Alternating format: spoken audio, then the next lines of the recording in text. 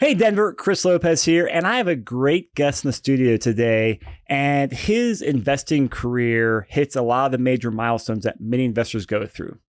Started out not knowing what real estate investing was, had some dramatic life events that got me interested in retiring early, paid off a house, did a house hack, bought a fourplex, invested in some syndications, adapted a strategy, is continuing to invest, has now turned his investing interest and his passions and merged that with a side hustle as well to help a local group continue to raise money for their investments.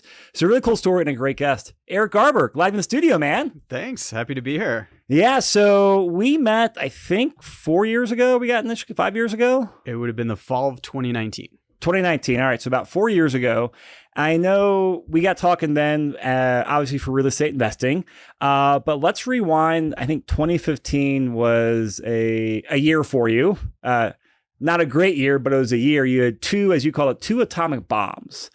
If you don't mind sharing that with us and how that kind of jumpstarted you into looking at how to retire through real estate. Absolutely. And I'll preface it with just up to that point, I hadn't thought much about taking control of my financial future. I was just relying on the fact that I had a pension at work. I had a 401k match. And the atomic bombs that you mentioned, in 2015, I got divorced, which wiped out about 30% of my net worth in one fell swoop. And my company of, I guess, at the time, like 12 years, decided to freeze the pension plan, which when I ran that out, it was a significant hit to my future retirement income. It was like a seven-figure hit. Like a seven-figure hit. And it really all, came together right around the same time, really in the same few months, and caused me to start to think long and hard about taking control of my financial health in the future. So, random question here. I've always been told the rule of three. Bad things happen in three. You had two bad things. Divorce, the pension wipeout. Was there another whammy in there? Hopefully not. If I'm going back to, I remember that's something that I grew up with my mom always telling me that for some reason. It's funny you asked that because there actually was, but it's a little more personal, and I'll leave it out. But to answer the question, yes, there actually was. There we go. So we don't have to go to the podcast, but the rule of three, right? Rule, yeah. It's that rule of thumb. It's eerily scary. All right, so 2015, big part of your future retirement got wiped out, which for a lot of people before they get into learning how to invest themselves is, hey, great, my 401k, my company, they're going to take care of me. Divorces are horrible things, and then how did you go from that? Getting punched a few times and kind of like a probably a low point. How did you pivot and to start investing in real estate and change your story? Yeah, so at that point, it took about a year, kind of dust settled. I paid off my house again. I wasn't really following the Dave Ramsey method by any intentionality, but I had just sort of done that. So I realized as I started looking at my situation that all of my existing or still existing net worth was tied up either in my house equity or my 401k, so in a retirement plan. And this was the first point in my life where I was like, well, that's probably not going to work. Because at this point, I started taking a hard look at my life as a whole. And I was like, you know what? I don't think that the typical work till 65, 67 classic retirement age stuff was what I wanted. I think I started thinking about, getting out earlier than that and hopefully, by about 50. So as I started digging into that, I started consuming a ton of books and I guess I didn't really get into podcasts at that point, but talking to people, reading books was the main thing. Any impactful books?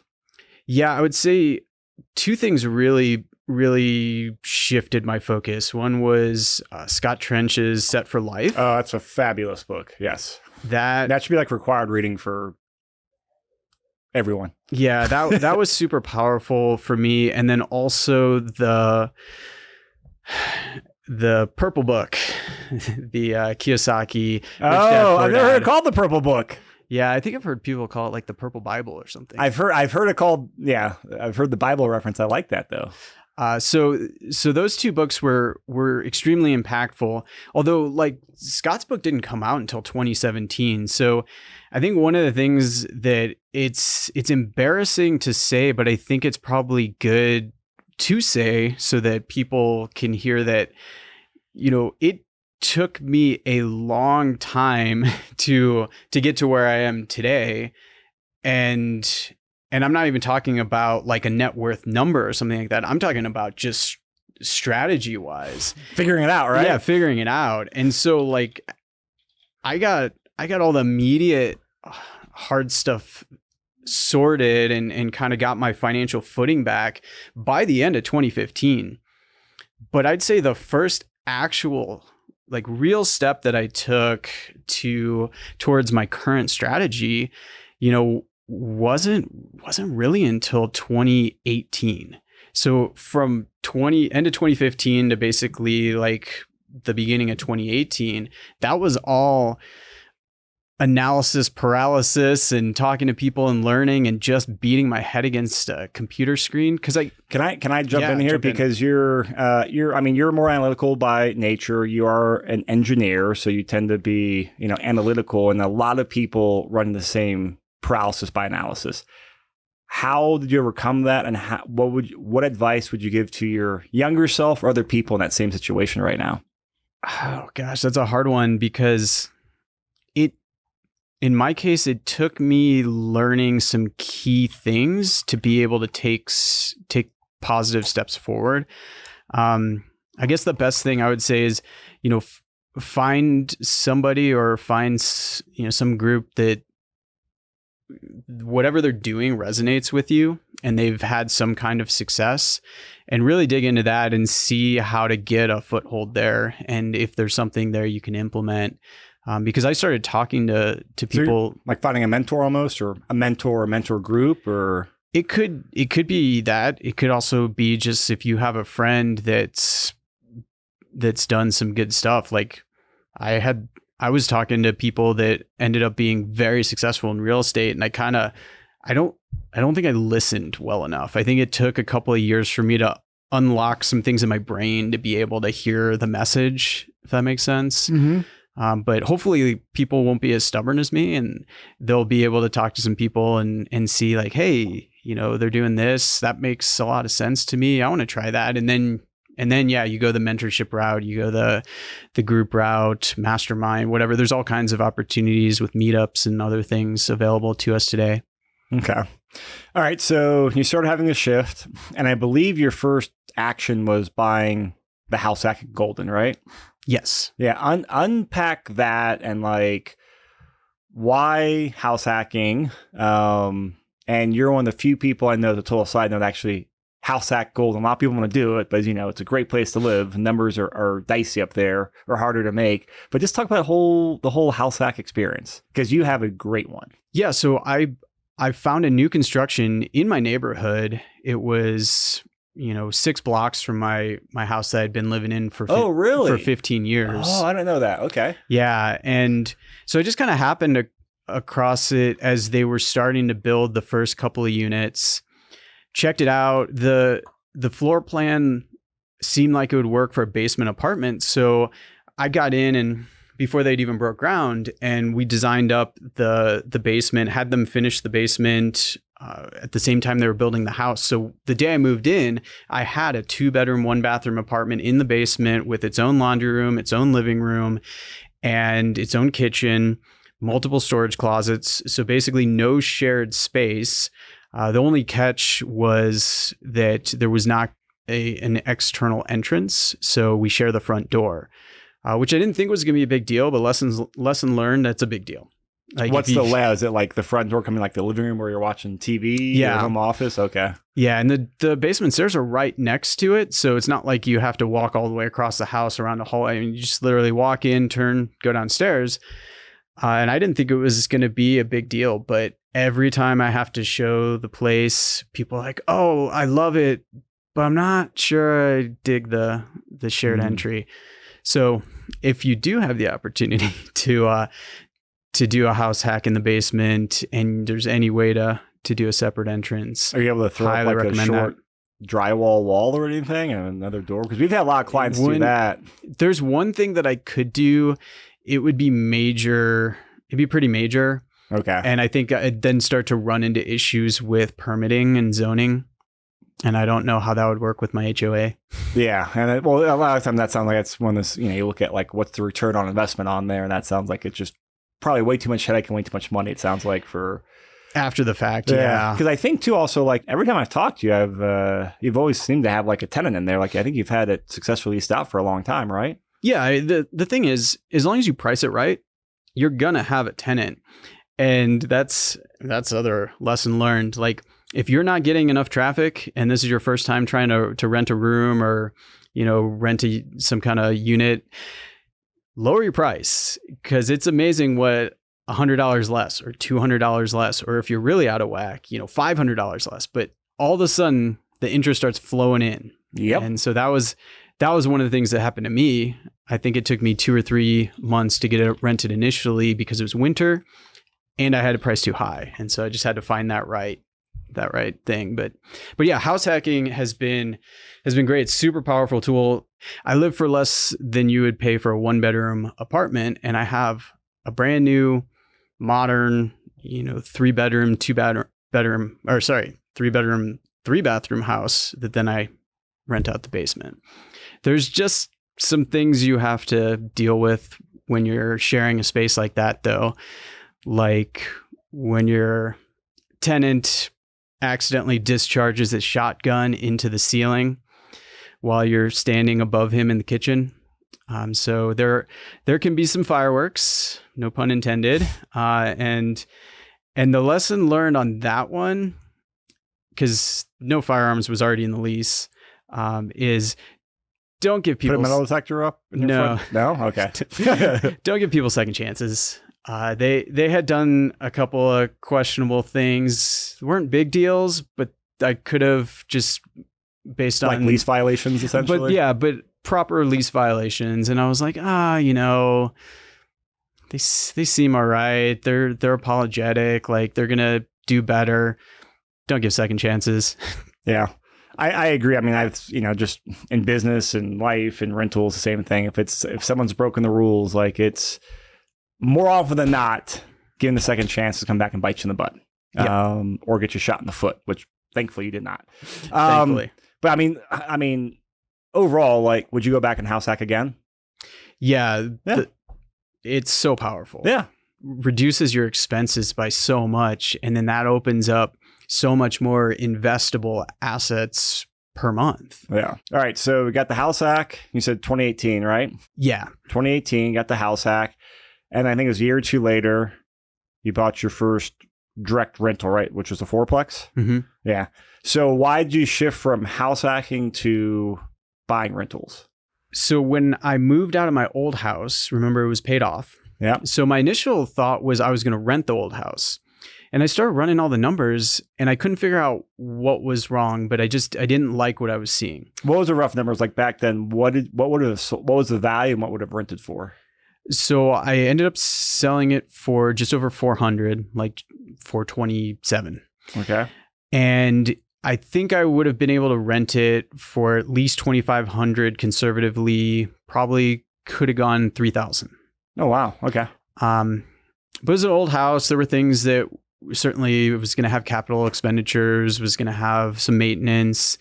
And as I plugged all that into the spreadsheets, I was like, the return on this isn't as great as I was thinking it would be after all the expenses and that. So I then made the same mistake and tried to figure out how to pay cash for something, buy something outright, which meant basically like a 2-bedroom condo. You're talking $250,000. Yeah. Yep. And I was like, well, these numbers don't look great either, but I still didn't know why. I didn't recognize that. So that was, I sat down with you and Preston in the fall of 2019. I'd had this huge lump sum sitting in my checking account now for like 6-9 months. And you guys laid out a strategy for me, which was, hey, if this is what you're trying to get retirement, early retirement income wise, then you can create this cash flow if you just buy 2 fourplexes. I remember all this. Yes. Yeah. You just need to buy 2 fourplexes and then aggressively pay them down. Yeah.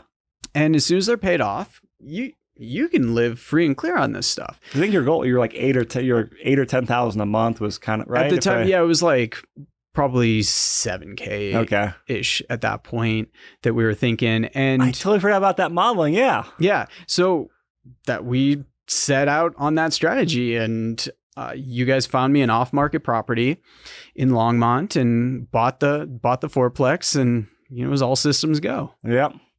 And then that was 2019. And of course, every rental property, there's some good, there's some bad, and some ugly, and all that stuff. So talk about that evolution, and then actually 2 questions here: the evolution of that, and at what point did you make your first investment as a limited partner in syndication? Because I think that was right that was around actually the same time. before. It was before. Okay. Yeah, that so was house hack, then the investment. What was the high level of that? Well, basically, I was trying to figure out how I was going to make the numbers work on some kind of rental.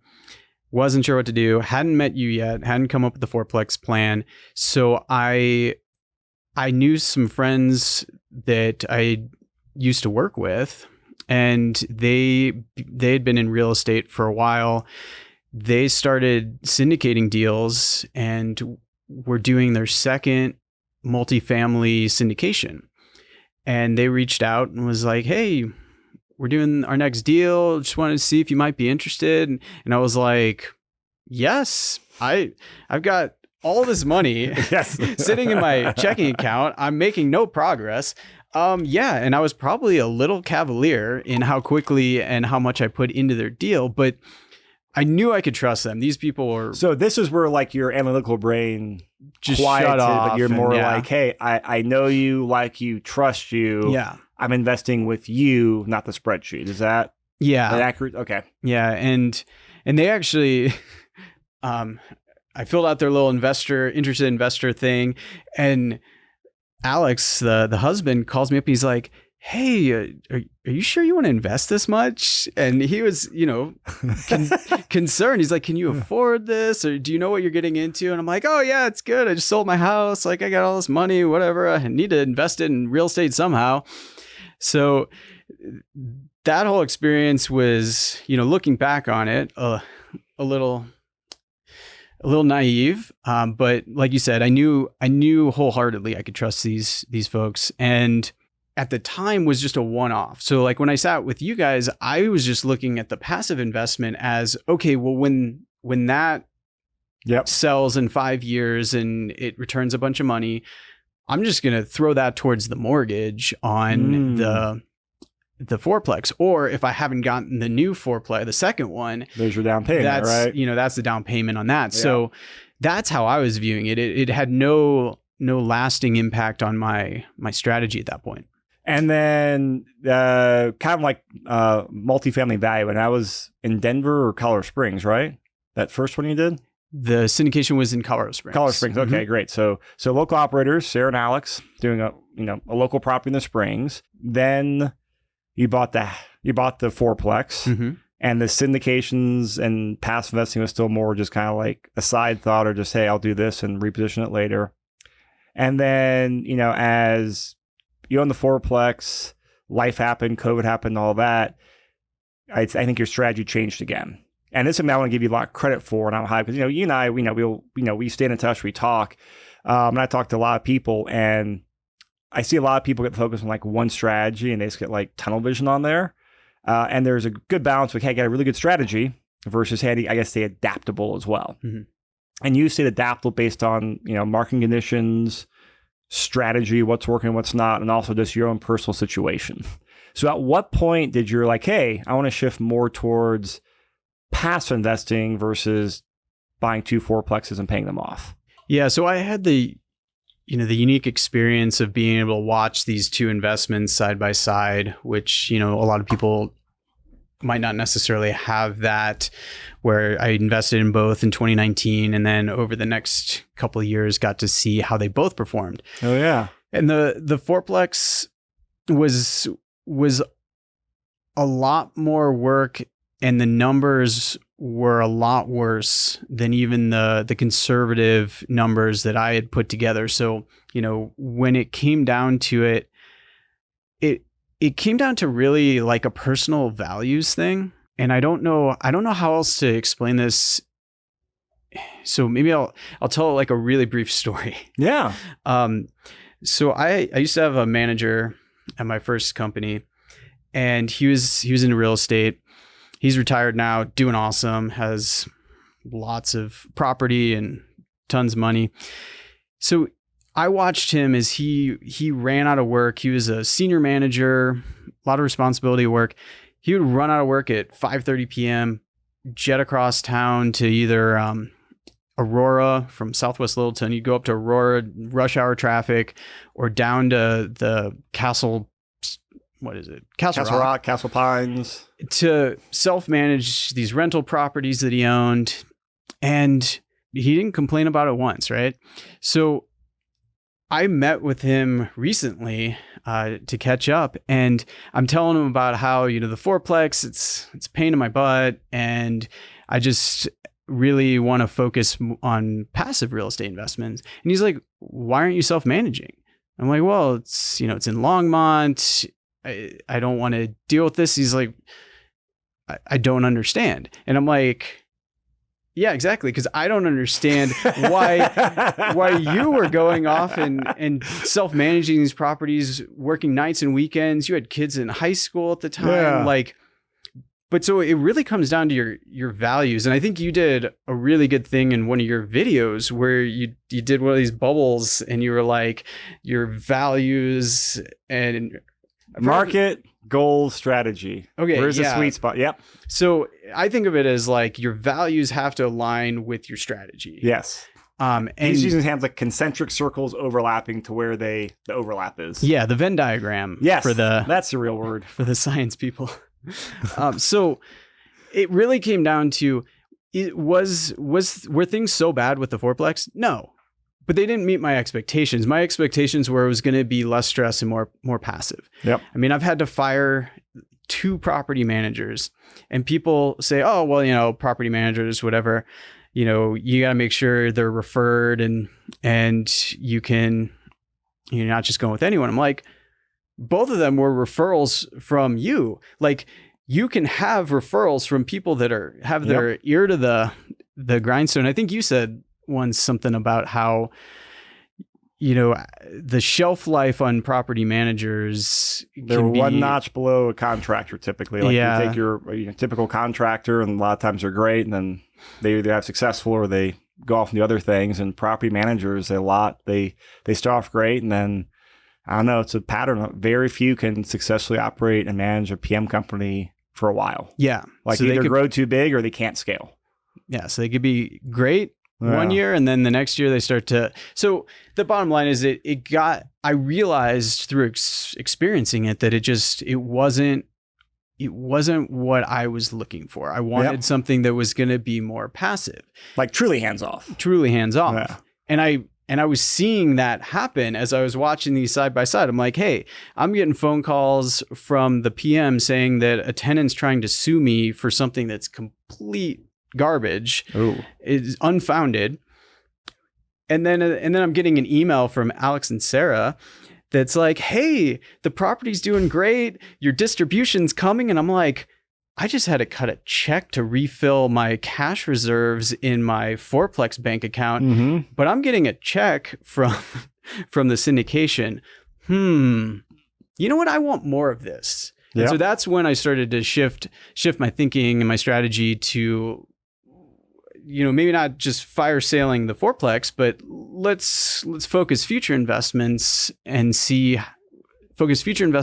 the passive investing, the syndications, and see what happens if I can stabilize this property and make it not such a hassle. Yeah.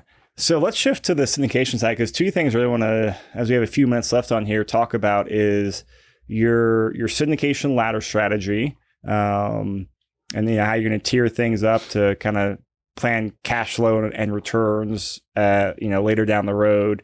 And then how that led into like a really cool opportunity for you, both as an investor and also as like, basically a side hustle to get more into real estate. So talk about your syndication ladder if you could.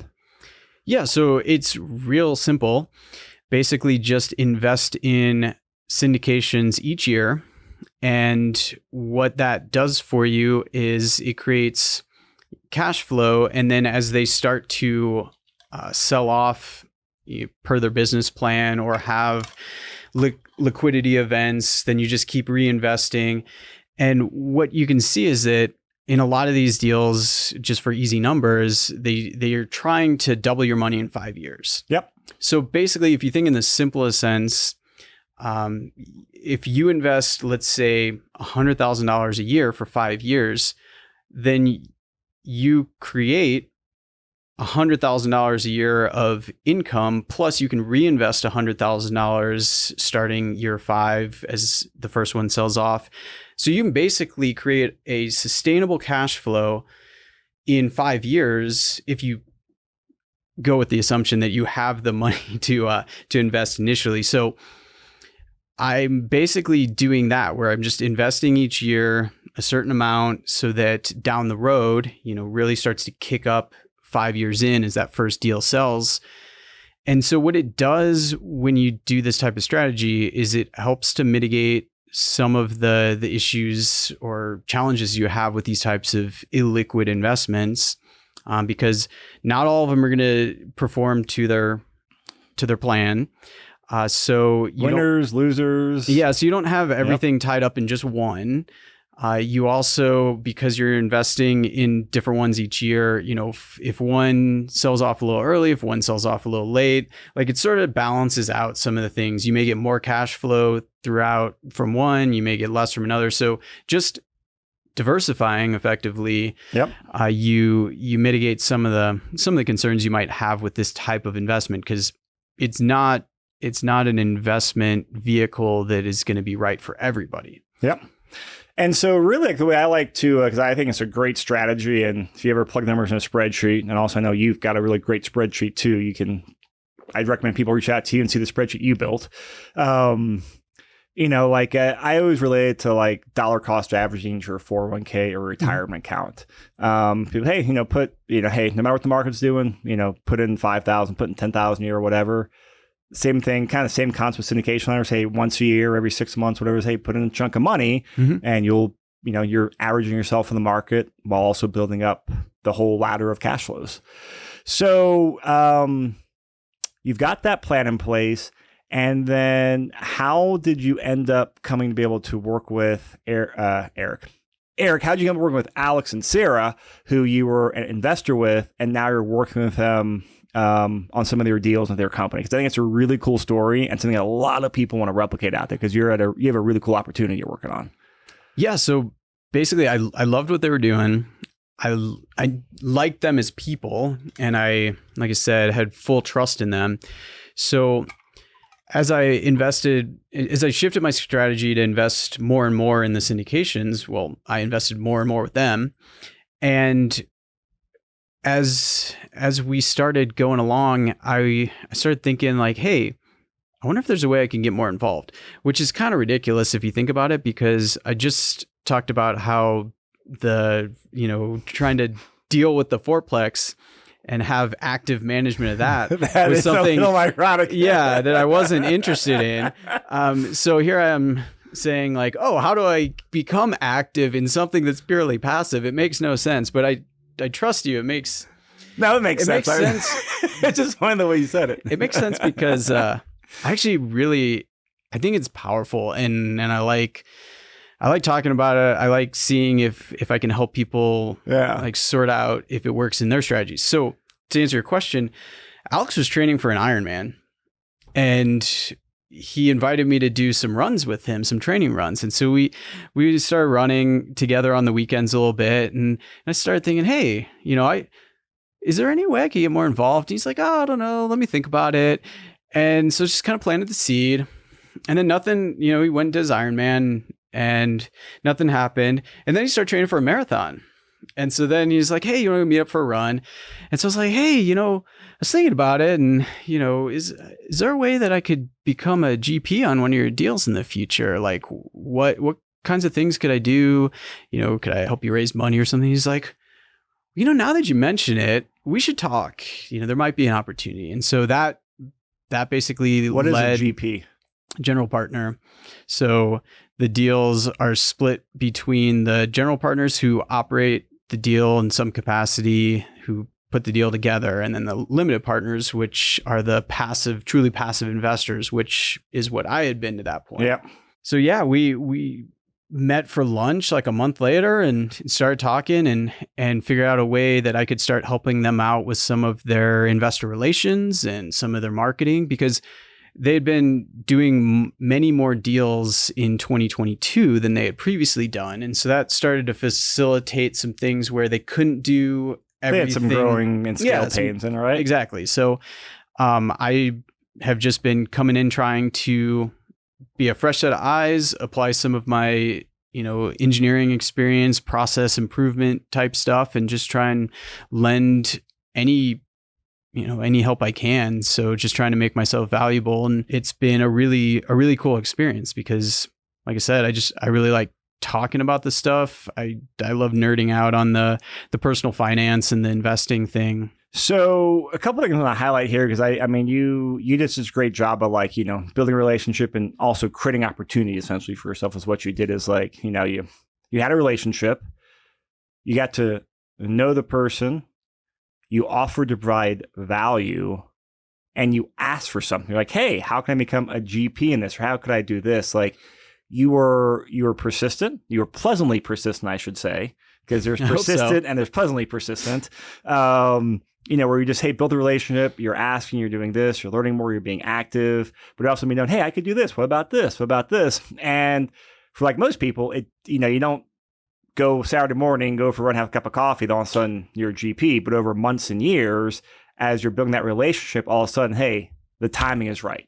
Mm-hmm. Something happens in that person's life, good or bad. They may go through a divorce. Their business may grow. They may start a family, but something changes, and they're like, oh, who can I talk to? And then they're going to go through their mental Rolodex, and you're probably at the top or near the top of it. So really good job. And I hope other people realize what you did there was you executed very well. And something that's a very tried and true process. I've done this, you've done this, many other people have done it, but being able to find that person you look up to and the mentor, but offer value and stay persistent, that's a great opportunity for yourself. So I think your title with them is investor advocate, right? Mm-hmm. So what exactly does that mean? And this is, I didn't know their name, but I know Sarah and Alex. I've met them once, and we have a lot of overlapping circles. So I've never talked to them more about 5 minutes, but I've only heard great things about them. And the investment group is Regency Investment Group. And as investor advocate, what's the high level of your role like? I'm helping them build out some investor education resources, as well as having conversations with investors, whether that's current investors or prospective investors. And so anything along those lines, I'm just digging in where I can, trying to provide value. So systems and basic capital raising, right? Mm-hmm. Yeah. I mean, and those are, as overall, those are two very great skill sets to have, and also two things that are often needed by many people in real estate. So you've been to Wealth of Information. I think a lot of people can relate to your story of, dealing with the atomic bombs, house hacking, buying properties, pivoting, getting into creating some opportunity for yourself. How can people get a hold of you to learn more, to pick your brain, to invest with you? What's the best way? The best way is to just email me. And so I'm sure we'll link to my email or something, but it's just eric@regencyinvestmentgroup.com. Yeah. That's the best way, because having the day job, sometimes I'm not going to be available on the phone. But yeah, hit me up. We'll get all my contact information, get Regency's contact information in there. But I'm excited to share my experiences, as well as just try and put some fresh thoughts out there through some investor resources on the Regency website. So that's going to be an exciting thing over the next few months. Want to watch that and see what kind of content pops up there. I've got a case study that's going to hit soon. Ooh, send that to me when I want to take a look at that. And then I recently just published an article called "The Latte Lie Could Be Costing You Millions," which is my dig at Susie Orman and some of that crew. So, what does she say about? I don't know what I know Susie Orman. What's her beef with expensive coffee? Or is she saying enjoy it? No, so the beef is for focusing on cutting the cost of expensive coffee as your priority versus looking at how your investments are performing. Oh, yeah. And so I kind of play this thing out to show, okay, what's more powerful, frugality or investing right?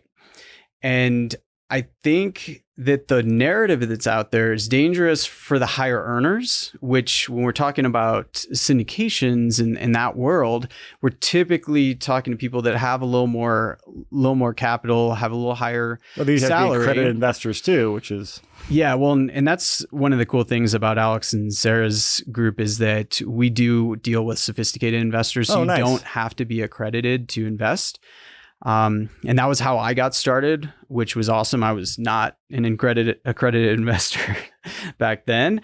But yeah, just kind of looking at how if you focus on the wrong thing, you could be coming up with very suboptimal solutions. And I run that out over some scenarios that, I mean, you'll look at this and go, oh, I'm pretty sure Lon's done something exactly like this, because some of the webinars you guys have done have very similar types of things, but you start to see the difference between getting 2% more over 30 years versus saving an extra it adds up $5,000 a year or something like that. It's crazy what the difference is. We're talking millions, if not tens of millions of dollars. So early on, because my college degree is financial planning, I did reverse all that, where I was like, oh, I do all this, like, me as a financial planner helping people invest money, and I also look at my own stuff, and I'm like a index fund investing guy for the stock market. I was like, oh, wow, those the fees that many mutual funds and planners have when they can't outperform the stock market is usually a 1% to 2% fee, and those fees, I was like, wow, over 20 years, it's a lot of money. It's what you said there. Yeah. So don't get me wrong though. I love frugality. I mean, I'm a house hacker, right?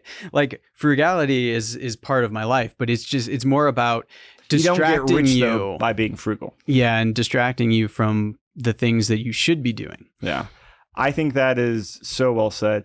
Eric, I'm glad you came on the podcast. Thank you. I encourage a lot of people reach out to Eric, pick his brain on just like investing strategies, putting together a game plan, look at passive investing. I've known Eric for a number of years now, and you're a great guy, and you're very intentional about like your research and the way you do things, like your analytical brain, like process all, and then you share it, which I appreciate. So I highly recommend, if you guys have any interest, talk to Eric, wealth information, great guy. All his contact details are below.